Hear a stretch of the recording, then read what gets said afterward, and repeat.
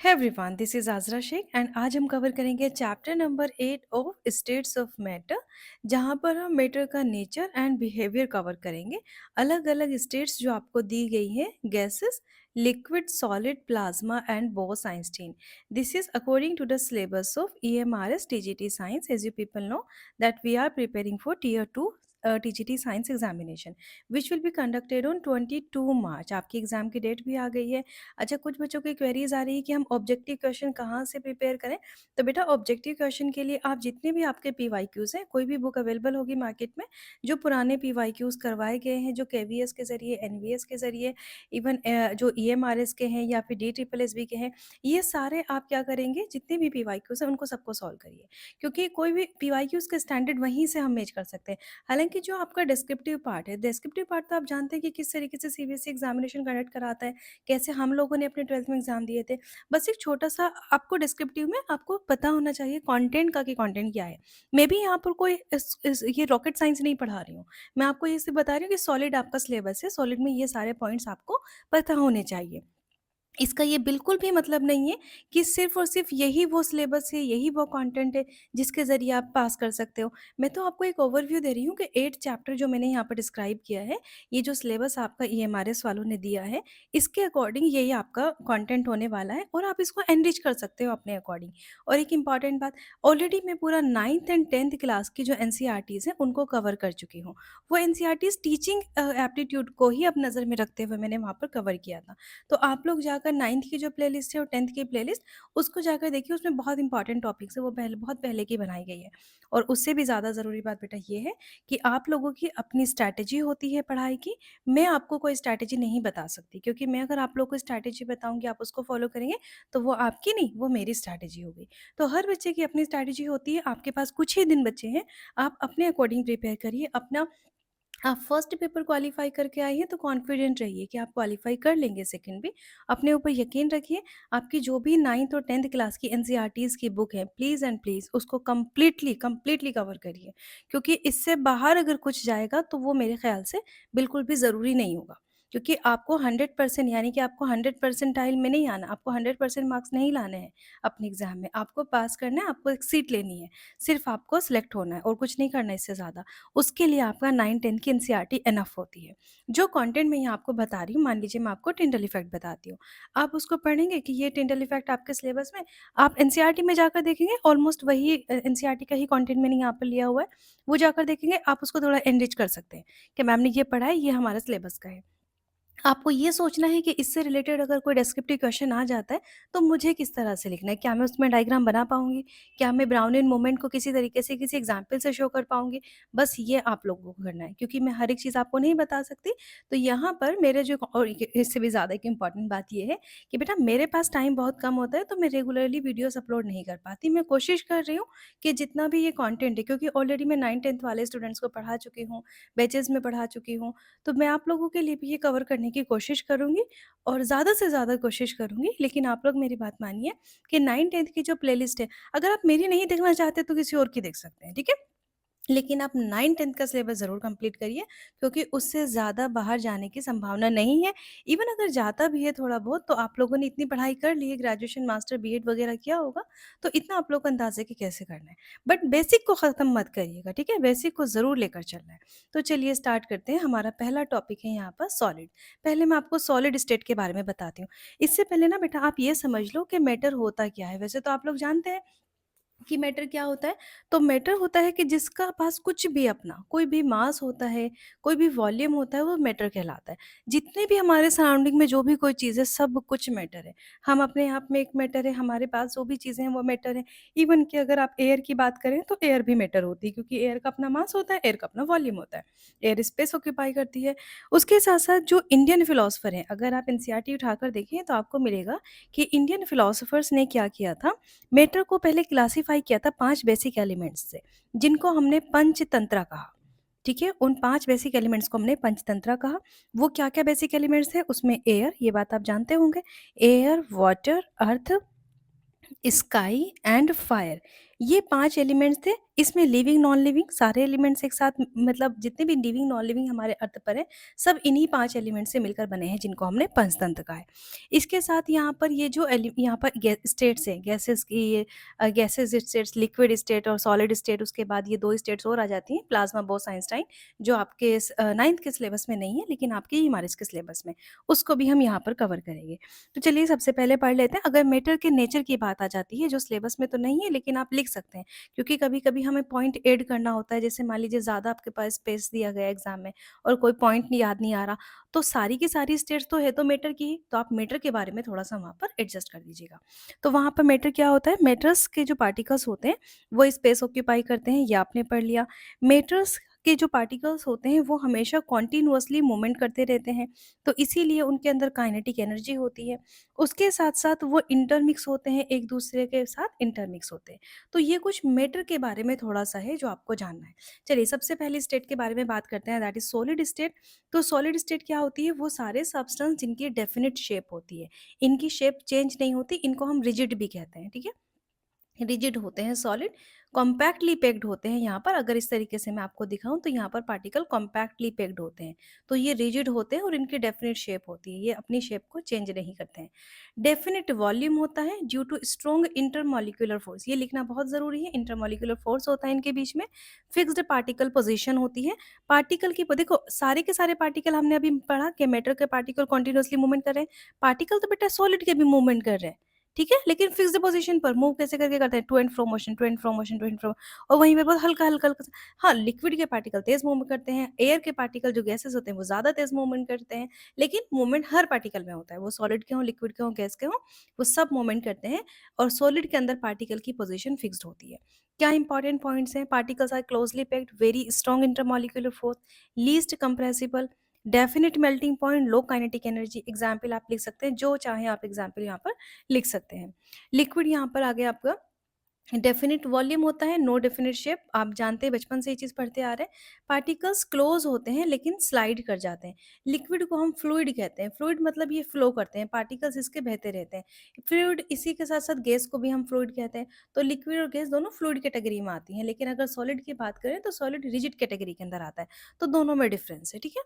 Next, moderate intermolecular force होता है। अगर कंपेयर किया जाए सॉलिड से तो इसकी कंपैरिजन में कम होता है, गैस से कंपेयर किया जाए तो इसकी कंपैरिजन में ज़्यादा होता है।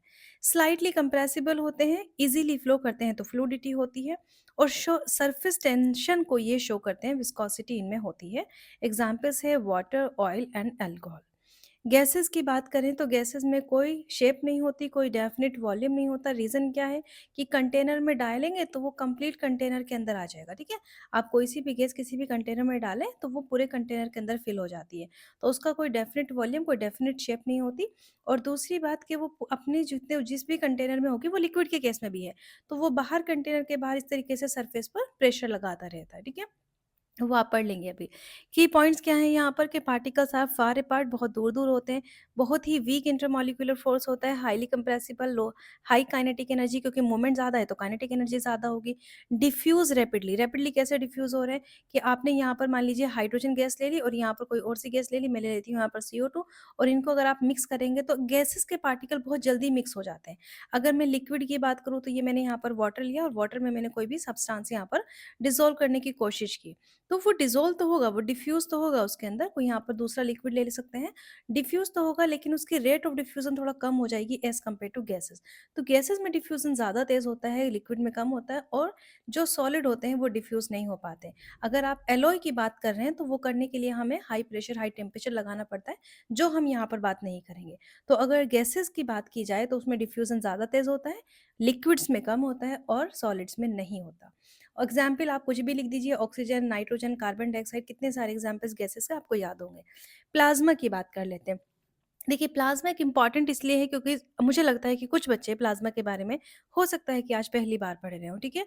और ये ज़रूरी भी नहीं है, आप जानते होंगे, थोड़ा बहुत तो कभी सुना होगा प्लाज्मा के बारे में।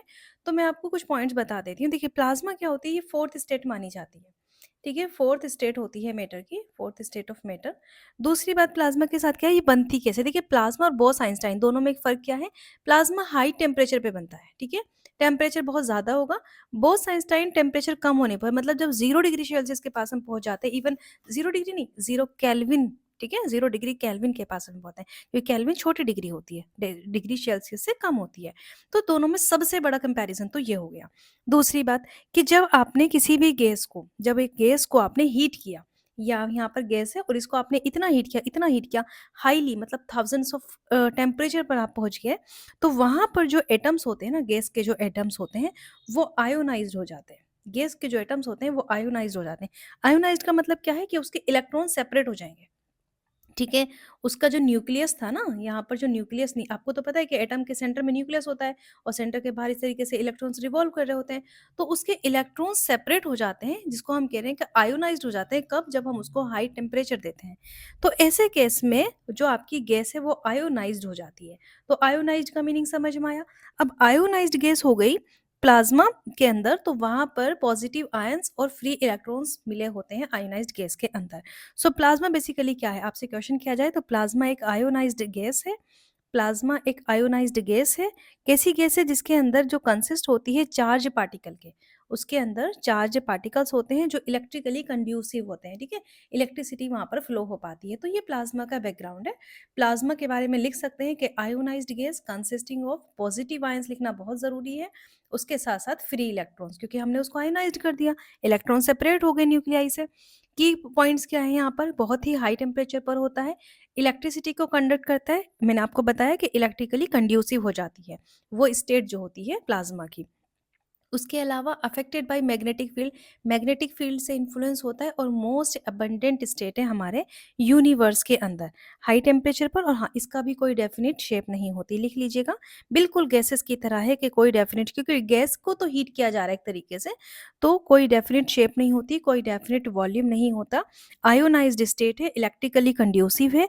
हाई टेम्परेचर स्टेट भी ये कहलाती है, हाई टेम्परेचर स्टेट अगर ऑब्जेक्टिव में आ जाए तो। और मोस्ट अबंडेंट स्टेट है हमारे मैटर के अंदर, यूनिवर्स में। सन जो है आपका, जो सन है वो मेनली आपका प्लाज्मा से बना होता है और सन के अंदर न्यूक्लियर फ्यूजन होता है। सन के अंदर न्यूक्लियर फ्यूजन रिएक्शन होती है प्लाज्मा स्टेट में। इवन अगर आप लाइटनिंग की बात करें तो लाइटनिंग में भी क्या होता है? सडन डिस्चार्ज होता है। Sudden discharge of plasma, plasma का सडन डिस्चार्ज होता है इन एटमॉस्फेयर, वो भी आपकी एक प्लाज्मा स्टेट होती है। और आपके neon sign, fluorescent lamps, flame की जो कलर्ड शेप होती है, फ्लेम की बात करें तो कलर्ड शेप, ये भी आपकी प्लाज्मा स्टेट होती है। तो ये सब आपका प्लाज्मा के बारे में हुआ। बोस आइंस्टाइन के बारे में पहले तो ये समझो कि बोस नाम क्यों दे दिया इसको बोस आइंस्टाइन? तो एक पर्सन थे जिनका नाम था सत्येंद्र नाथ बोस, और दूसरे तो आप एल्बर्ट आइंस्टीन के बारे में जानते ही हैं। तो एल्बर्ट आइंस्टीन ने सबसे पहले इसको देखा था, इसीलिए इसको नाम दिया गया बोस आइंस्टाइन कंडेंसेट। ये ऐसी स्टेट है, ये जब फॉर्म होती है जब बॉसन्स, जो बॉसन्स पार्टिकल होते हैं, मतलब स्पेसिफिकली बोसन पार्टिकल्स के बारे में बात की गई है, उनको कूल किया जाता है near absolute zero. Absolute zero मतलब zero kelvin, causing particles to occupy the same quantum state. इसमें क्या होता है कि सारे पार्टिकल्स एक क्वांटम स्टेट के अंदर आ जाते हैं। क्वांटम स्टेट 4 होती है ना, आपने पढ़ा था, पढ़ा है हमने इनके बारे में, एन को कौन सी स्टेट में होता है, फिर वहाँ पर आप डी, ये सब चीज़ें चेक करते हैं, एल चेक करते हैं, एम चेक करते हैं, स्पिन चेक करते हैं, तो वो एक अलग चीज़ है, उसको अभी बात नहीं कर रहे। आप सेम क्वांटम स्टेट की यहाँ पर बात करेंगे कि वो सेम क्वांटम स्टेट ऑक्यूपाई कर लेते हैं। उसको आप बोस आइंस्टाइन कंडेंसेट कहते हैं। कब बनता है? 0 डिग्री केल्विन पर। प्रेडिक्ट किया था सत्येंद्र नाथ बोस, एल्बर्ट आइंस्टाइन ने। ये आपको शो करता है behaviour on A macroscopic level और एक्सट्रीमली लो काइनेटिक। जब मूवमेंट कब होता है? काइनेटिक एनर्जी कब ज़्यादा होती है? जब टेम्परेचर ज़्यादा होता है, तो प्लाज़्मा में काइनेटिक एनर्जी ज़्यादा होगी। यहाँ तो टेम्परेचर बहुत कम है, तो एक्सट्रीमली लो काइनेटिक एनर्जी हो गई। उसके बाद आपके ये जो टॉपिक है इसको आप देख लीजिए कि सॉलिड के अंदर क्या-क्या हो रहा है। ये कैरेक्टर्स हैं सॉलिड के, डेफिनिट शेप, डेफिनिट ये, और आपका इंटरमॉलिक्यूलर फोर्स ऑफ अट्रैक्शन बहुत ज़्यादा है, फिक्स्ड पोज़ीशन होती है। काइनेटिक एनर्जी लो नहीं होती। अच्छा हाँ, सॉलिड के अंदर मूवमेंट कम होता है तो लो हो जाएगी। उसके बाद लिक्विड्स में ये सारी चीज़ें यहाँ पर गिवन है, लिक्विड्स के एग्ज़ाम्पल्स यहाँ पर गिवन है। अब हम देख लेते हैं यहाँ पर इंटरमॉलिक्यूलर फोर्स ऑफ अट्रैक्शन। ठीक है, तो ये अलग-अलग टाइप्स के इंटरमॉलिक्यूलर फोर्स होते हैं। सबसे पहला याद करेंगे London dispersion force. London dispersion force weakest force है, नाम याद रखेंगे, लंदन में वीकेस्ट फोर्स प्रेजेंट होता है, सारे के सारे मॉलिक्यूल्स में प्रेजेंट होता है और डोमिनेट करता है नॉन पोलर मॉलिक्यूल्स के अंदर। ठीक है, डायपोल डायपोल फोर्स जो होता है ये पोलर मॉलिक्यूल्स के बीच में होता है और स्ट्रोंगर होता है देन डिस्पर्जन फोर्स। देखिए, पोलर नॉन पोलर मॉलिक्यूल्स को मैं आपको एसपी जो आपका हाइब्रिडाइजेशन होता है उसके बेसिस पे बता सकती हूँ, लेकिन अगर नेक्स्ट चैप्टर में मैं पहले आपका सिलेबस देखूंगी, केमिस्ट्री में अगर वो वाला सिलेबस होगा उसके अकॉर्डिंग हम बात करेंगे। अदरवाइज एग्जाम में आपको इनकी शेप नहीं बनानी है, तो आपको बस लिख देना है कि London dispersion force. Of course कुछ बच्चों ने अगर 11th में केमिस्ट्री ध्यान से पढ़ी होगी तो उनको नॉन पोलर और पोलर मॉलिक्यूल के बीच में डिफरेंस का आइडिया होगा। तो stronger than dispersion forces, hydrogen bonding के बारे में बात करें तो strong type of dipole interaction होता है यहाँ पर। और आपको पता है कि हाइड्रोजन बॉन्डिंग में स्ट्रॉन्ग बॉन्ड होता है। ये अकर्स होता है हाइड्रोजन के बीच में between F O and N के साथ में। एग्जाम्पल वाटर मॉलिक्यूल तो बहुत ही इंपॉर्टेंट एग्जाम्पल है हाइड्रोजन बॉन्डिंग का। Ion dipole forces between ions और पोलर मॉलिक्यूल्स के बीच में इंपॉर्टेंट है डिसोल्यूशन ऑफ सॉल्ट्स के। अभी यहाँ पर स्टेट्स ऑफ मैटर दी गई हैं आपको, वही सेम बातें जो मैंने आपको बताई हैं उसको यहाँ पर देख सकते हैं। क्लासिफिकेशन ऑफ मैटर्स को हम यहाँ पर कवर करेंगे। तो क्लासिफिकेशन ऑफ मैटर्स आपका नेक्स्ट टॉपिक है। देखिए आपने अगर 9th क्लास की एनसीईआरटी पढ़ी है, अगर आप लोगों को आइडिया है, तो वहाँ पर एलिमेंट्स को डिफाइन किया गया है प्योर में और मिक्स्ड में। तो कुछ बच्चे क्या करते हैं मैं आपको बता देती हूँ, कुछ बच्चे प्योर और इम्प्योर लिख देते हैं, और कुछ टीचर भी ये बता देते हैं प्योर इम्प्योर। देखिए इम्प्योर कुछ नहीं होता, ठीक है, हमारी केमिस्ट्री में दो चीज़ें होती हैं, प्योर होता है और मिक्स्ड होता है। प्योर का मतलब तो वो होता है जिसमें एक ही तरह का फिक्स्ड कंपोजिशन वाली डेफिनिट प्रॉपर्टीज वाले एलिमेंट होंगे, उनको हम प्योर कहेंगे। प्योर में आपके एलिमेंट भी आ सकते हैं, जैसे कि मैं oxygen oxygen oxygen oxygen oxygen की बात करूँ तो प्योर। और अगर मैं गोल्ड की एयू एयू एयू एयू की बात करूँ तो प्योर। कंपाउंड क्या हो सकते हैं इसमें, कंपाउंड हो जाएंगे जैसे हमने CO2 CO2 CO2, same compound है ना, मतलब वही fixed position, definite definite proportion है, तो चेंज नहीं हो रहा। वाटर की बात करूँ, वाटर वाटर वाटर, तो सारा वाटर से that is pure, pure compound. तो pure element pure compound, pure element pure compound. But in case of mixed, mixed में क्या होता है, मोर देन वन, एक से ज्यादा कॉम्बिनेशन जब होते हैं और सब्सटेंस फिजिकली मिक्स्ड होते हैं उसको हम मिक्सर कहते हैं। देखो पढ़ लेते हैं। प्योर सब्सटेंस कौन से हैं, वो सब्सटेंस जहाँ पर फिक्स्ड कंपोजिशन होती है और डेफिनिट प्रॉपर्टीज होती हैं। फिक्स्ड कंपोजिशन, ऑक्सीजन का जो एटॉमिक नंबर है वो 8 होता है, मास 16 होता है। तो ऑक्सीजन कहीं पर भी जाएंगे आपको सेम बात मिलने वाली है। गोल्ड आपको तो सिर्फ made up of one type of atom, ये आपके एलिमेंट हो गए किसके अंदर, प्योर के अंदर। प्योर में कंपाउंड भी हमने पढ़ लिए कि दो या दो से ज्यादा एलिमेंट केमिकली जुड़े होते हैं एक साथ। ऐसा नहीं है कि आपने फिजिकली जोड़ दिया, नहीं, केमिकली जुड़े होते हैं। अगर H2O में से आप इनको अलग अलग करना चाहेंगे तो आपको इलेक्ट्रोलिसिस करना पड़ेगा। ऐसा नहीं पानी आपके सामने रखा और आपने चम्मच से एक हाइड्रोजन इधर ऑक्सीजन इधर कर दिया, नहीं कर पाएंगे ना। NaCl नमक आपके घर में रखा हो, आप किचन में गए और आपने सोडियम इधर करा और क्लोरीन इधर कर दिया, नहीं कर पाओगे, क्योंकि वो केमिकली कंबाइंड है। ठीक है, केमिकल चेंज तो हमने पढ़ा था कि वो वापस से अपनी पुरानी पोजीशन में नहीं आ सकता। तो ऐसी चीजें जिनको आप इजीली उनके एटम्स में, उनके जो ओरिजिनल मॉलिक्यूल्स हैं उनमें वापस लेकर आए, नहीं पॉसिबल हो पाएगा। ऐसे को हम कंपाउंड कहते हैं, उनकी फिक्स्ड प्रोपोर्शन होता है। आपको एग्जाम में क्या लिखना है, सिंपल लिखना है, टू और मोर एलिमेंट्स कंबाइंड केमिकली। वहाँ पर फिक्स्ड रेशियो होता है। फिक्स्ड रेशियो मतलब हाइड्रोजन और वाटर, यहाँ पर 2:1, दो मॉलिक्यूल हाइड्रोजन के एक मॉलिक्यूल ऑक्सीजन का, 2:1 हमेशा यही मिलेगा। आप चाहे पानी कहीं का भी लेकर आ जाए, ठीक है, कि इंडिया के दुनिया के किसी भी कोने से आप पानी लेकर आए, अगर पानी आपके पास है तो हाइड्रोजन के मॉलिक्यूल दो और ऑक्सीजन का एक मॉलिक्यूल होगा 1 मोल्स ऑफ वाटर में, 1 मॉलिक्यूल ऑफ वाटर में। ठीक है, आगे बढ़ते हैं। मिक्सचर क्या होता है, कॉम्बिनेशन ऑफ टू और मोर सब्सटेंस फिक्स्ड, जो आपने फिजिकली उनको मिक्स करा। जैसे चलो यहाँ पे थोड़ी सी शुगर ले ली मैंने और थोड़ा-सा शुगर में मिला दिया सॉल्ट। तो दोनों तो ये अलग-अलग अगर बात करें तो दोनों तो ये कंपाउंड है आपके प्योर। लेकिन जब मैंने इनको इनके कोई 1 चम्मच मिलाया सॉल्ट यहाँ पर और 2 चम्मच मिला दी शुगर, वो मेरी मर्ज़ी जैसे मैंने मिलाया। इसको जब मैंने मिलाकर यहाँ पर मिक्सचर बनाया तो ये हेटेरोजेनस मिक्सचर बन गया। हेटेरोजेनस क्यों, हेटेरो मतलब अलग-अलग, जीनस मतलब एक, हेटेरोजेनस हमने मिक्सचर बना दिया। तो यहाँ पर नॉन यूनिफॉर्म कंपोज़िशन हो गई सैंड और वाटर की, जो मिलते ही नहीं हैं आपस में। होमोजेनस मिक्सचर क्या होता है, इसके बारे में पहले बात कर लेते हैं। यूनिफॉर्म कंपोजिशन, जैसे एक गिलास पानी लिया, एक गिलास पानी में मैंने एक चम्मच शुगर मिला दिया, ठीक है, या आप सॉल्ट मिला लो, शुगर मिला लो। चलो मैंने शुगर मिलाया, अब इस शुगर को ये पानी में डिजोल्व हो गया। अब आप एक काम करो, यहाँ इस पॉइंट पर जाकर एक चम्मच जगह टेस्ट करो। जब आप इसको टेस्ट करेंगे तो आपको जितनी स्वीटनेस यहाँ पर मिलेगी सेम स्वीटनेस आपको यहाँ मिलेगी। अगर आपने अच्छे से स्टीरिंग की है, बहुत अच्छे से मिक्स किया है, ऐसा नहीं कि नीचे उसके यहाँ पर छोड़ दी शुगर, पूरा मिक्स करने के बाद देखो, यहाँ पर आप 1 चम्मच शुगर लोगे तब भी वही सेम, यहाँ पर लोगे, यहाँ पर लोगे, यहाँ पर लोगे, 1 चम्मच पानी कहीं से भी ले लो, किसी भी जगह से, तो आपको कितनी सेम स्वीटनेस मिलने वाली है। ऐसा नहीं कि इधर ज़्यादा मीठा हो रहा है, इधर नमका हो गया, इधर मीठा हो रहा है, इधर फीका पड़ा है, ऐसा नहीं हो सकता। तो इस तरह के सॉल्यूशन को हम कहते हैं होमोजेनस सॉल्यूशन या फिर होमोजेनस मिक्सचर जिनमें कंपोजिशन यूनिफॉर्म होती है। सोल्ट का सॉल्यूशन, शुगर का सॉल्यूशन, ये सारे होमोजेनस सॉल्यूशन होते हैं।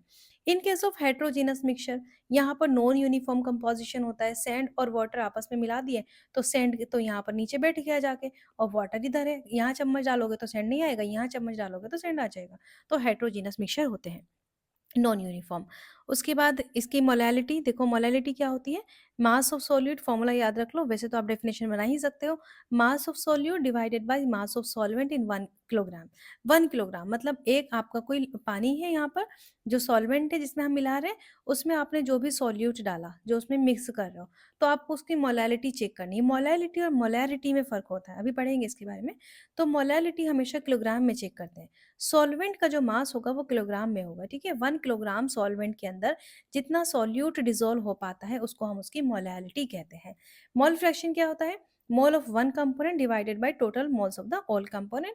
पार्ट्स पर मिलियन क्या होता है? Mass of solute divided by mass of solution into 10⁻⁶। ये क्या है बेसिकली?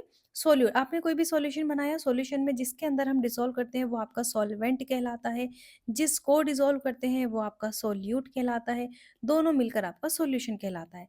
अगर आपको सॉल्यूशन का मास को डिवाइड कर दें कंप्लीट सॉल्यूशन के मास से और उसको मल्टीप्लाई कर दें 10⁻⁶ से, तो पार्ट्स पर मिलियन निकल के आ जाएगा। अच्छा, हेनरीज का लॉ देखते हैं यहाँ पर। हेनरीज का लॉ कहता है at constant temperature solubility of a gas in a liquid is directly proportional to the partial pressure of that gas above the liquid.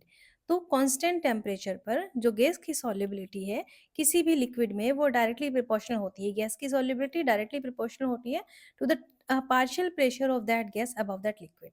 तो यहाँ पर पी डायरेक्टली प्रोपोर्शनल हो जाएगा के एच से, और फिर इसको कांस्टेंट यहाँ पर हटा देंगे, ये हेनरी लॉ कांस्टेंट है। के एच यहाँ पर एक्स मोल फ्रैक्शन होते हैं उस गैस के, पी यहाँ पर पार्शियल प्रेशर होता है। कहाँ पर यूज़ होता है? कार्बोनेटेड ड्रिंक्स में यूज़ होता है, स्कूबा डाइविंग में यूज़ होता है, जिसको आप डिकम्प्रेशन सिकनेस भी कहते हैं, रेस्पिरेशन में। तो ये आपका हेनरीज लॉ हो गया। उसके बाद हम आते हैं, आपका नेक्स्ट टॉपिक है कॉलॉइड्स का। आप अगर मेरी वीडियो जाकर देखेंगे 9th स्टैंडर्ड वाली, जो इस चैप्टर की मैंने वीडियो बनाई है, उसमें मैंने एनसीईआरटी को पूरा एक्सप्लेन किया है। वही सेम चीज़ें यहाँ पर मैंने उठा उठा के रखी हैं। एनसीईआरटी से डेफिनेशन उठा के रख दी, एनसीईआरटी से ये फोटोग्राफ उठा के रख दिया, लेकिन यहाँ पर मैं टॉपिक वाइज लेके जा रही हूँ, वो मैंने कंप्लीट चैप्टर बनाया है। तो उसको भी अगर आप लोग चाहें तो एक बार जाकर देख सकते हैं, आपको बाकी चैप्टर्स के लिए भी बहुत हेल्प उससे मिल सकती है। तो पहले कोलॉइड समझ लेते हैं, कोलॉइड क्या होता है। देखिए, सॉल्यूशन, कोलॉइड, ये सारी टर्म आपको एकदम क्लियर होनी चाहिए, ठीक है। सॉल्यूशन क्या होता है, कोलॉइड्स में लाइट कितनी पास हो सकती है, कितनी नहीं हो सकती, कहाँ पर टिंडरफाइड दिखेगा, पहले मैं थोड़ा सा डिस्कस कर लेती हूँ, उसके बाद आप मुझसे क्वेश्चन कर सकते हैं। तो कॉलॉइड क्या है? हेटेरोजेनस मिक्सचर होता है। अभी-अभी हम पढ़ कर आए 2 तरह के मिक्सचर, होमोजेनस, हेटेरोजेनस। तो कॉलॉइड आपका होमोजेनस नहीं हो सकता। कॉलॉइड हेटेरोजेनस होता है, जैसे मिल्क। मिल्क में अगर आप देखो तो वहाँ पर जो पार्टिकल्स होते हैं, उनका जो साइज़ होता है, मतलब साइज़ तो आप पार्टिकल्स का नहीं मेज़र कर सकते, लेकिन आप देखेंगे कि आपको हेटेरोजेनिटी समझ में आएगी। होमोजेनस नहीं होता मिल्क का सॉल्यूशन, वहाँ से लाइट भी पास नहीं करती, उसमें आपको टिंडल इफेक्ट भी दिखता है। तो सारे कॉलॉइड्स में आपको टिंडल इफेक्ट दिखेगा। तो पहले पढ़ो कि कॉलॉइड एक हेटेरोजेनस मिक्सचर है in which the particles of one substance are dispersed as very fine particles in another substance। एक substance के जो particles होते हैं वो disperse हो जाते हैं very fine particles in the another, दूसरे substance के बहुत छोटे particles के अंदर वो mix हो जाते हैं। जो colloidal particle का size होता है 1 नैनोमीटर से 1000 नैनोमीटर होता है। अगर मैं solution की बात करूँ तो वहाँ पर 1 नैनोमीटर से कम का size होता है, ठीक है। बहुत ही छोटे छोटे पार्टिकल्स होते हैं। आप अगर सोल्ट सॉल्यूशन ले लो तो वहाँ पर लाइट एकदम पास कर जाएगी, तो वो आपका सॉल्यूशन हो गया। कॉलॉइड नहीं हुआ, कॉलॉइड हेटेरोजेनस मिक्सचर होता है। क्या-क्या फेजेज़ होती हैं कॉलॉइड की?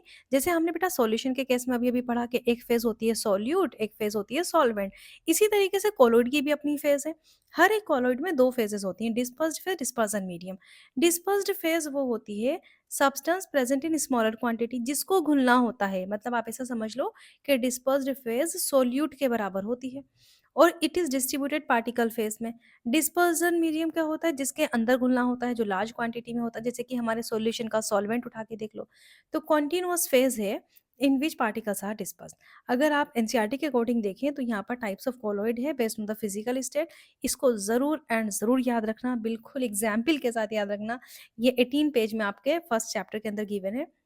देखिए, अगर डिस्पर्स्ड फेज लिक्विड होगी और डिस्पर्सिंग मीडियम गैस में हम लिक्विड मिला दें, मतलब मीडियम ये गैस है, पूरे में गैस भरी हुई है और हमने इसमें लिक्विड डाल के मिला दिया, तो क्या बनेगा? एरोसोल बनेगा।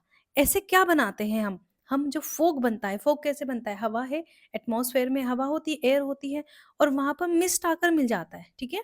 जो आपकी लिक्विड के पार्टिकल्स हैं वो आके मिल जाते हैं, तो फॉग बन जाता है। क्लाउड भी ऐसे ही फॉर्म होते हैं, मिस्ट भी ऐसे ही फॉर्म होती है। तो ये आपका कौन-सा टाइप हुआ? कोलॉइड का एरोसोल टाइप। एरोसोल टाइप दूसरा एक और होता है, जहाँ पर गैस के अंदर सॉलिड मिलाते हैं। अगर गैस में लिक्विड मिलाया तब भी एरोसोल बनेगा, गैस में सॉलिड मिलाया तब भी एरोसोल बनेगा। लेकिन दोनों में एग्ज़ाम्पल अलग होंगे।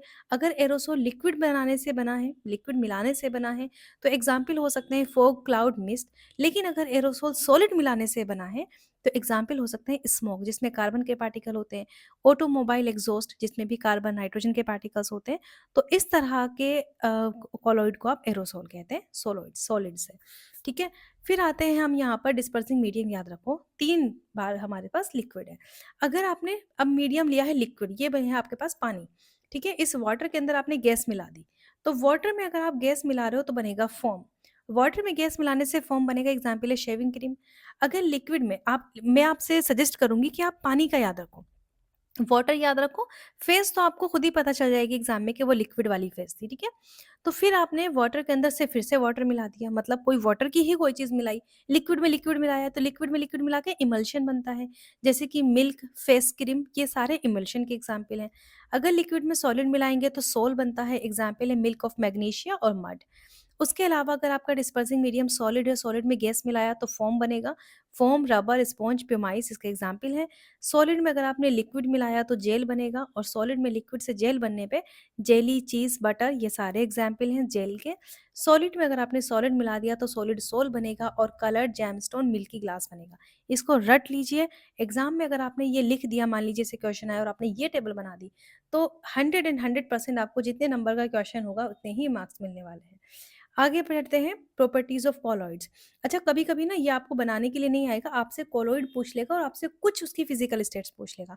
तो अगर आपको दो तीन भी प्रॉपरली याद है, आप गैस वाली एक याद रख लो, लिक्विड वाली एक याद रख लो, सॉलिड वाली एक याद रख लो, तो वो लिखने में भी आपको ज़्यादा आपके जो एग्जाम में आपका आंसर होगा उसको एनरिच कर पाएगा। क्या प्रॉपर्टीज हैं कॉलॉइड्स की? हेट्रोजीनस है नेचर में, पार्टिकल्स विजिबल नहीं होते हमारी नेकेड आइज से, can not be separated ordinary filtration से, आपने फिल्टर पेपर लगाकर अलग अलग नहीं कर सकते। टिंडल इफेक्ट शो करता है। टिंडल इफेक्ट क्या है अभी पढ़ेंगे हम, क्यों शो करता है कॉलॉइड में वो भी जानेंगे। स्टेबल होता है, पार्टिकल सेटल डाउन नहीं होते। जैसे कि अगर आप देखो हेट्रोजीनस मिक्सचर ऐसे भी तो होते हैं ना जिसमें नीचे की तरफ सेटल डाउन हो जाते हैं, जैसे हमने सैंड के केस में पढ़ा था। कॉलॉइड में ऐसा नहीं होता, ठीक है? ऐसा सस्पेंशन में हो जाएगा, कॉलॉइड में नहीं होता। ये स्टेबल होता है। मिल्क है, आपका मिल्क रखा है यहाँ पर, है तो कॉलॉइड, लेकिन कभी देखा है मिल्क रख के छोड़ के चले गए और नीचे यहाँ पर मलाई मिल गई हो? नहीं होता ऐसा, कि सारा का ऊपर पानी पानी रह गया और नीचे मलाई बन गई, ऐसा नहीं हो पाता। तो कॉलॉइड के एग्जाम्पल देखिए यहाँ पर, मिल्क, ब्लड, बटर, जेली और इंक, ये सारे कॉलॉइड्स के एग्जाम्पल हैं। क्या एप्लीकेशन है कॉलॉइड्स की? प्यूरिफिकेशन करने में यूज होता है वाटर को, वहाँ पर हम कोगुलेटिंग एलम यूज करते हैं। मेडिसिन में यूज होता है, फूड इंडस्ट्री में, industrial products, rubber, leather process में। अब टिंडल इफेक्ट समझो, देखो मैंने एनसीईआरटी के यहाँ पर फोटो लिया है। यहाँ पर क्या है, Tyndall effect can be observe when sunlight passes through the canopy of a dense forest. यहाँ पर डेंस फॉरेस्ट में मिस्ट कंटेन्स टिनी ड्रॉपलेट्स, यहाँ पर मिस्ट थी, मिस्ट में टीनी टीनी ड्रॉपलेट थी, उसने कॉलॉइड की तरह काम किया। सनलाइट आई, सनलाइट कंप्लीटली यहाँ पर पास नहीं कर पाई, तो सनलाइट रिफ्लेक्ट हो जाती है, which act is a particle of colloid dispersed in air. और जो पार्टिकल्स होते हैं कॉलॉइड्स के वो एयर में डिस्पर्स्डिंग आपको दिखाई देते हैं, जिसकी वजह से ये आपको टिंडल इफेक्ट दिखाई दे रहा है। टिंडल इफेक्ट बेसिकली स्कैटरिंग होता है बीम ऑफ लाइट का। क्यों स्कैटर हो पाती है? क्योंकि जो कोलॉइड के पार्टिकल होते हैं वो सॉल्यूशन के पार्टिकल से बड़े होते हैं, उनका साइज 1 नैनोमीटर से 1000 नैनोमीटर के बराबर होता है, ठीक है? ऐसे में क्या करते हैं, जब सनलाइट आ रही होती है तो पार्टिकल्स से सनलाइट जा नहीं पाती, इतना छोटा पार्टिकल नहीं होता, थोड़ा सा तो बड़ा होता है ना पार्टिकल, तो जो लाइट होती है वो स्कैटर हो जाती है, ठीक है? लाइट, स्कैटरिंग ऑफ लाइट तो पढ़ा था ना, हमें आसमान ब्लू दिखाई देता है just because of scattering of light. तो स्कैटरिंग ऑफ लाइट हो जाती है, और यही स्कैटरिंग ऑफ लाइट आप यहाँ पर देख पा रहे हो, जिससे आपको लाइट के बीम नजर आते हैं। तो scattering of a beam of light by colloid particles is called Tyndall effect. Just NCERT की लाइन टू लाइन लिखी हुई है। When light passes through a colloid, path of light becomes visible due to scattering. Conditions क्या हैं Tyndall effect के लिए? Particle का size comparable होना चाहिए वेवलेंथ ऑफ लाइट के, सिग्निफिकेंट डिफरेंस होना चाहिए refractive index of dispersed phase and medium में। एग्जांपल्स क्या हैं? Sunlight entering in a dusty room. आपने कभी देखा होगा ना कि डस्टी रूम में सनलाइट एंटर कर रही है। डस्टी मीन्स क्या? ऐसा नहीं कि बहुत धूल भरी हुई है। होता है कि कभी हम अपने घर पर ना थोड़ी बहुत धूल तो होती है ना विंडो में, और जब सनलाइट आ रही होती है तो आप सनलाइट का बीम देख सकते हो, वो भी आपका टिंडल इफेक्ट कहलाता है। कार की हेडलाइट्स फॉग में देखो, या फिर प्रोजेक्ट बीम में सिनेमा हॉल। एप्लीकेशंस क्या है? कोलोइडल पार्टिकल को डिटेक्ट करने के लिए एयर का प्यूरिफिकेशन और अल्ट्रा माइक्रोस्कोप। अब ब्राउनियन मूवमेंट, ब्राउनियन मतलब कहीं कहीं को भी मूवमेंट, जिगजैग मूवमेंट। तो ये जिगजैग रैंडम मोशन होता है। अगर ये पानी ले लिया मैंने यहाँ पर, और पानी के अंदर आप कुछ इंक डाल दो, ठीक है, अपना पेन खराब कर लेना, या थोड़ी बहुत इंक बची हो किसी भी रिफिल में तो उसको डाल देना। तो यहाँ पर आपको ना जो इंक के पार्टिकल्स होंगे उनमें इस तरीके से ज़िगज़ैग मूवमेंट दिखे, कहीं-कहीं को भी चले जाएँगे जहाँ उनकी दिल करेगा। तो ऐसे घूम जाएँगे, ब्राउनियन मूवमेंट हो जाता है। तो zigzag random motion of colloidal particles in the dispersed medium is called Brownian movement. This motion occur due to continuous collision between the dispersed particles and the molecules of the dispersion medium. उनके बीच में हमेशा collision होता रहता है, जो dispersed particles है और dispersion medium के बीच में। क्या कॉज़ है? अनइक्वल बॉम्बार्डमेंट होता है सॉल्वेंट मॉलिक्यूल का, थर्मल मोशन होता है मॉलिक्यूल का। हाँ, इस इम्पोर्टेंट बात, अगर मैंने ये पानी गरम रखा है यहाँ पर, ठीक है, ये पानी है गरम और ये पानी है आपका ठंडा। ये यहाँ पर नॉर्मल वाटर है, नॉर्मल 25 डिग्री सेल्सियस पर, और ये रख दिया मैंने 50 या 40 डिग्री सेल्सियस कर लीजिए, थोड़ा-सा भी गर्म कर दिया। ऐसे में अगर मैं यहाँ पर इंक डालूँ और यहाँ पर इंक डालूँ, तो इसमें थोड़ा स्लो वहाँ पर ब्राउन मूवमेंट दिखेगा, इसमें एकदम फास्ट दिखाई देगा। तो टेम्परेचर बढ़ने पर ब्राउन मूवमेंट बढ़ जाता है। क्यों? क्योंकि काइनेटिक एनर्जी बढ़ जाती है, मॉलिक्यूल्स के बीच में मूवमेंट बढ़ जाता है। ठीक है, सिंपल। तो ये थर्मल मोशन दिखा रखा है। इंपॉर्टेंस क्या है? कन्फर्म्स काइनेटिक थ्योरी, देखो कन्फर्म कर दी काइनेटिक थ्योरी को। Explain stability of colloids and prevent sedimentation, पानी में नीचे की तरफ सेडिमेंटेशन नहीं होता। फिर मोमेंट ऑफ कहाँ-कहाँ पर हम इसकी रियल लाइफ में एप्लीकेशन देखें। कभी पॉलन ग्रेन के बारे में पढ़ा है कि पॉलन ग्रेन किस तरीके से मूवमेंट होता है पानी के अंदर? वो भी ब्राउनियन मूवमेंट है। किसी से पूछ के तो नहीं जाते पॉलन ग्रेन, अपनी मर्ज़ी से जाते हैं, तो उसको हम ब्राउनियन मूवमेंट कहते हैं। फिर आते हैं डस्ट पार्टिकल्स अंडर माइक्रोस्कोप के अंदर, आप देख सकते हैं। सस्पेंशन क्या होता है? नेक्स्ट टॉपिक है आपका। तो सस्पेंशन हेटेरोजेनस मिक्सचर होता है सॉलिड पार्टिकल्स का। Solid particles do not dissolve but remain suspended. मैंने अभी शुरू में आपको बता दिया था कि सस्पेंशन में डिसॉल्व नहीं होते, सस्पेंशन में नीचे बैठ जाते हैं, remain suspended through the bulk of the medium. Particle का size greater than 1000 nanometre. Characters visible to naked eye से दिख सकते हैं, सेटल डाउन, खड़े मतलब स्टैंडिंग पे सेटल डाउन हो जाएंगे। हम फिल्ट्रेशन से अलग कर सकते हैं। टिंडल इफेक्ट बिल्कुल शो हो सकता है, लेकिन हमेशा शो नहीं हो सकता। टिंडल इफेक्ट का ये वाली चीज़ याद रखना, शो तो होगा लेकिन हमेशा शो नहीं होगा, कुछ स्टेजेस पर उसमें शो नहीं हो पाता। उसके बाद होता है अनस्टेबल। उसके बाद एग्जाम्पल चॉक पाउडर देखोगे, चॉक पाउडर में जैसे आपने अभी-अभी चॉक मिलाई पानी के अंदर, तो अभी टिंडल इफेक्ट आपको दिख जाएगा, लेकिन जब चॉक सेटल डाउन हो जाएगी नीचे तो नहीं दिखेगा। तो ये भी इसमें एक थोड़ी-सी प्रॉपर्टी याद रखनी है। Sand in water, muddy water, ये सारे आपके सस्पेंशन के एग्जाम्पल हैं। एप्लीकेशन क्या है पेंट में? Medicine, suspension, agriculture spray. इसमें कोलोइड के कुछ देख लेते हैं कि colloids lie between true solution and suspension. Tyndall effect prevents particle size in colloids, ये एक आपकी समरी टाइप से है। यहाँ पे ब्राउनियन मोमेंट इंश्योर करता है कॉलोइडिक स्टेबिलिटी। सस्पेंशन कोर्स मिक्सचर होते हैं, मतलब थोड़े से थिक होते हैं, थोड़े मोटे होते हैं, लार्ज पार्टिकल्स उनमें होते हैं। क्या डिफरेंस है इसको आप एक बार पढ़ लेंगे कि सॉल्यूशन होमोजेनस होता है, कोलॉइड हेटेरोजेनस, सस्पेंशन भी हेटेरोजेनस। नेचर पार्टिकल का साइज लेस देन 1 नैनोमीटर, यहाँ पर 1 टू 1000 नैनोमीटर, यहाँ पर मोर देन 1000 नैनोमीटर। फिल्ट्रेशन ये तो सेपरेट नहीं हो सकता। कभी नमक के पानी को फिल्टर पेपर से अलग करने की कोशिश करो, कभी नमक अलग होगा? नहीं होगा। यहाँ पर भी सेपरेशन नहीं होगा, मिल्क भी सेपरेट नहीं हो पाएगा। ये सेपरेट हो जाएगा अगर आप सैंड को पानी से अलग करेंगे फिल्टर पेपर लगाकर, ऑफ कोर्स अलग हो जाएगा। स्टेबिलिटी की बात करें तो ये भी स्टेबल, ये भी स्टेबल, हमने तो स्टेबिलिटी का टेस्ट कर भी लिया है अभी, ये अनस्टेबल होता है। टिंडल इफेक्ट, यहाँ कोई टिंडल इफेक्ट शो नहीं होगा क्योंकि ट्रू सॉल्यूशन होता है, ये होमोजेनस होता है, और यहाँ टिंडल इफेक्ट शो होगा। ये तो बड़ी अच्छी प्रॉपर्टी है टिंडल इफेक्ट की, हर टाइम होगा। यहाँ पर कभी कभी वेरी कर जाता है, ठीक है। आगे बढ़ते हैं। मैटर की क्या प्रॉपर्टीज है? आपने पढ़ा मास होगा, स्पेस होगा, ऑक्यूपाई करते हैं, सारे फीचर्स मैटर के हैं। फिजिकल प्रॉपर्टीज क्या होती है? देखो फिजिकल प्रॉपर्टीज मैं आपको बताऊं, मैंने मेडिकल में काम किया है, तो मुझे पता है कि जब भी कोई यूरिन का टेस्ट हम लोग करते थे, तो यूरिन का जब सैंपल आता था ना, तो सबसे पहले हमें करना होता था उसका फिजिकल एग्जामिनेशन। और फिजिकल एग्जामिनेशन करते थे तो वहाँ पर देखते थे कि वो ये पेल कलर है, ठीक है? उसमें कुछ ब्लड के पार्टिकल्स तो नहीं है, उसमें कुछ और सब्सटेंस तो आपको नज़र नहीं आ रहा। तो पहले हम उसकी सारी चीज़ें, उसका टेम्परेचर, उसकी हर चीज़ जो उसमें देखी जा सकती थी, वो फिज़िकल प्रॉपर्टीज़ होती है। मतलब जो हम बाहर से उसके अंदर कुछ भी डालकर ना चेक करें, बाहर से जो सारी चीज़ें हम कर सकते हैं, that is called physical properties. तो properties can be observed, measured without changing the chemical composition of a substance are called physical properties. क्या-क्या हो सकती हैं फिज़िकल प्रॉपर्टीज़? आपकी क्या फिज़िकल प्रॉपर्टीज़ है? आपका कलर, या आपने कोई ड्रेस ली, उस ड्रेस का कलर, या आपने कोई सामान लिया, उसका ऑर्डर, कैसी उसमें स्मेल है, उसकी density, melting point, boiling point, solubility, hardness, electrical conductivity, ये सारी उसकी फिजिकल प्रॉपर्टीज हैं। जैसे वाटर बॉईल करता है, ये वाटर का बॉइलिंग पॉइंट हो गया 100 डिग्री सेल्सियस। आयरन मैग्नेटिक है, इसको छोड़ दो, यहाँ पर इसको कट कर दो, ये फिजिकल के अंदर नहीं आएगा। ठीक है, तो वाटर बॉईल करता है 100 डिग्री सेल्सियस पर। केमिकल प्रॉपर्टीज क्या हो गई? वो प्रॉपर्टीज किसी भी सब्सटेंस की जो केमिकल चेंज के ज़रिए हमें पता चल पाती है। केमिकल चेंज कैसा होता है? परमानेंट चेंज होता है, इरिवर्सिबल चेंज होता है, वापस अपनी उसमें नहीं आता, ठीक है? यही तो हमने पढ़ा था केमिकल चेंज में। तो केमिकल प्रॉपर्टी जैसे कंबशन, आपने किसी चीज़ को जला दिया, क्या वापस उसको लेकर आ पाओगे? नहीं। तो कंबशन क्या? Chemical property. रस्टिंग भी केमिकल प्रॉपर्टी होती है, एक्ज़ोथर्मिक रिएक्शन होती है रस्टिंग में, बहुत ही स्लो एक्ज़ोथर्मिक रिएक्शन होती है, ठीक है? रिएक्टिविटी एसिड्स के साथ, कोरोजन, ऑक्सीडेशन, ये सारी केमिकल प्रॉपर्टीज़ हैं। आयरन ऑक्सीजन से रिएक्ट करता है, रस्ट बनाता है। मैग्नीशियम बर्न करके ऑक्सीजन के साथ मैग्नीशियम ऑक्साइड बनाता है, आपने पढ़ा था मैग्नीशियम प्लस ऑक्सीजन बर्न करता है, मैग्नीशियम ऑक्साइड बनाता है। अच्छा, इंपॉर्टेंट बात, आयरन मैग्नेटिक है, ठीक है? आयरन मैग्नेटिक है। ये प्रॉपर्टी आपकी फिज़िकल नहीं है, ये केमिकल प्रॉपर्टी है। क्यों? क्योंकि हम आयरन को अलग-अलग तरीके से मैग्नेट बना सकते हैं।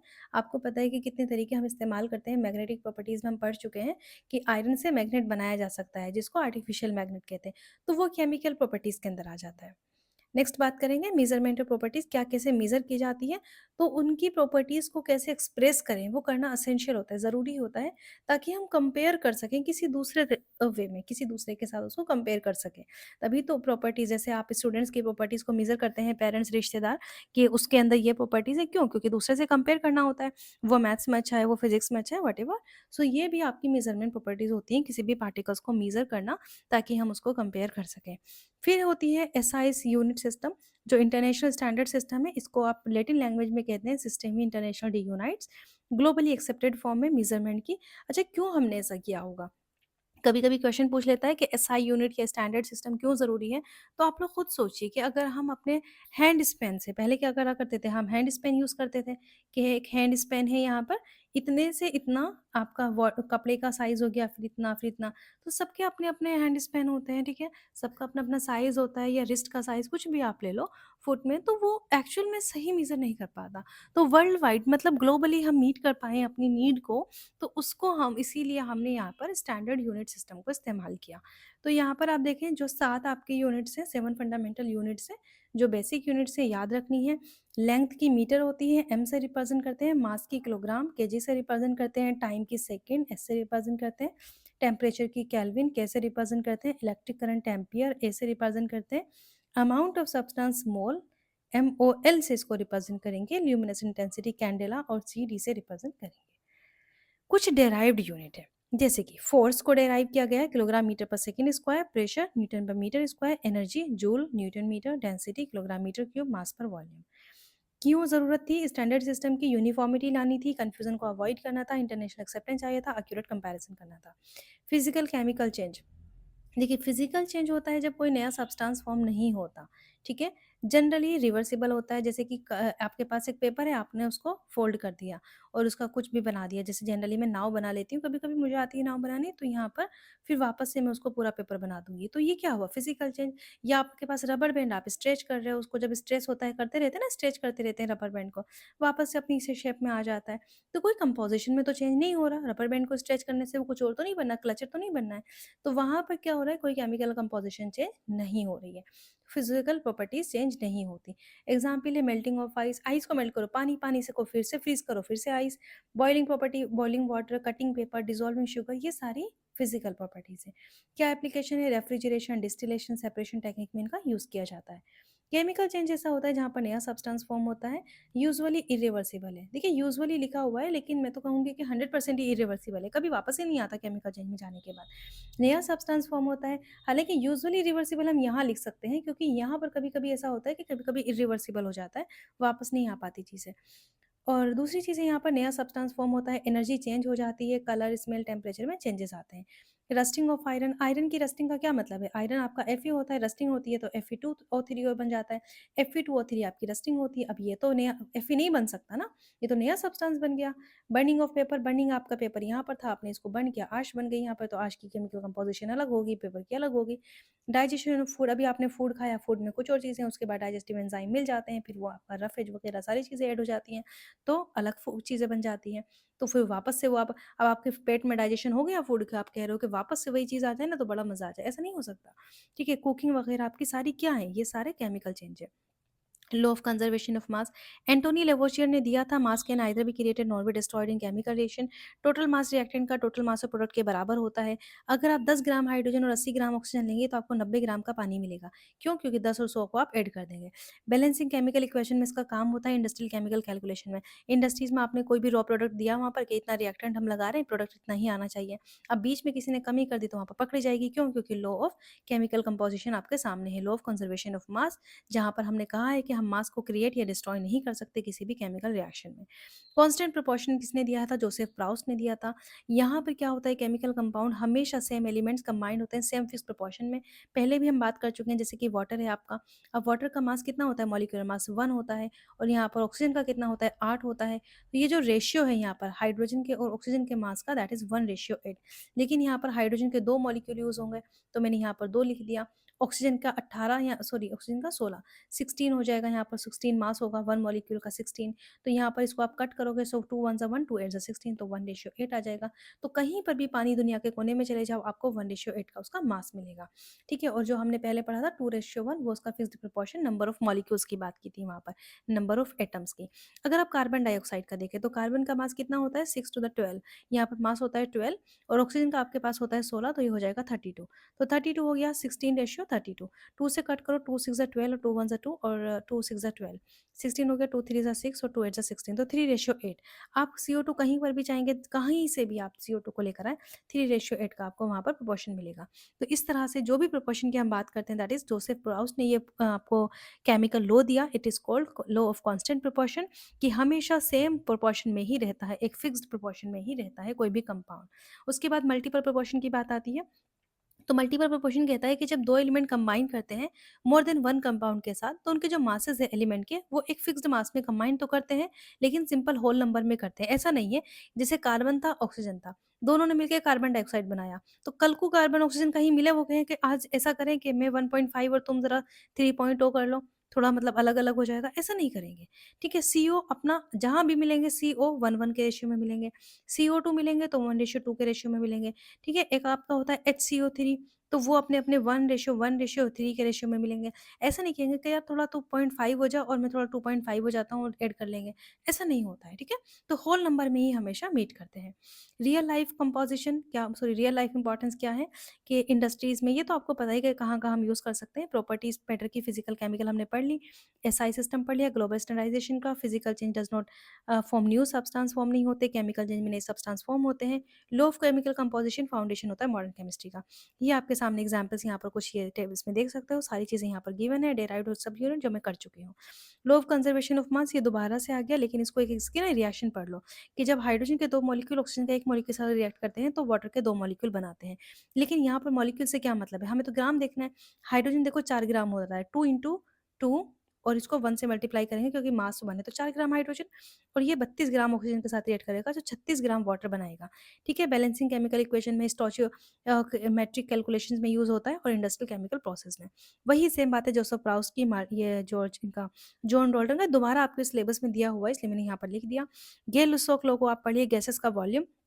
गेल-लुसॉक लॉ का गैसेस वॉल्यूम क्या कहता है, गेल-लुसॉक ने दिया था ये, कि जब गैसेस रिएक्ट करती हैं तो they do in simple whole number में वो रिएक्ट करती हैं, ratio by volume, provided temperature and pressure remains constant. उनका टेम्परेचर प्रेशर रिमेंस कांस्टेंट रहना चाहिए, मतलब एसटीपी पर।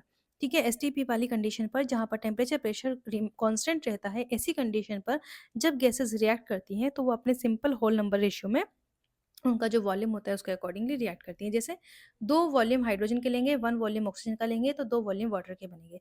तो यही इसका रेशियो रहने वाला है। अवोगाद्रो नंबर आपको पता है कि वॉल्यूम डायरेक्टली प्रोपोर्शनल होता है इसके नंबर ऑफ मॉलिक्यूल्स के, तो we directly proportional to N.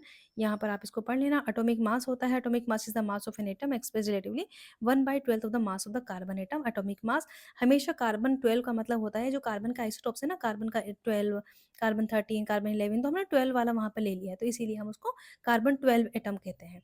Unit इसकी एटॉमिक मास यूनिट होती है, पहले हम इसको एटॉमिक मास यूनिट एएमयू कहते थे, अब हमने सिर्फ यू कहना शुरू कर दिया है इसको, ठीक है? तो यूनिफाइड मास उसको कह देते हैं, कार्बन 12, हाइड्रोजन का 1 और ये मिलके हो गया। मॉलिक्यूलर मास क्या होता है? पूरे मॉलिक्यूल का मास, किसी का भी मास आप निकलवा लो, उसके मास को ऐड कर दो।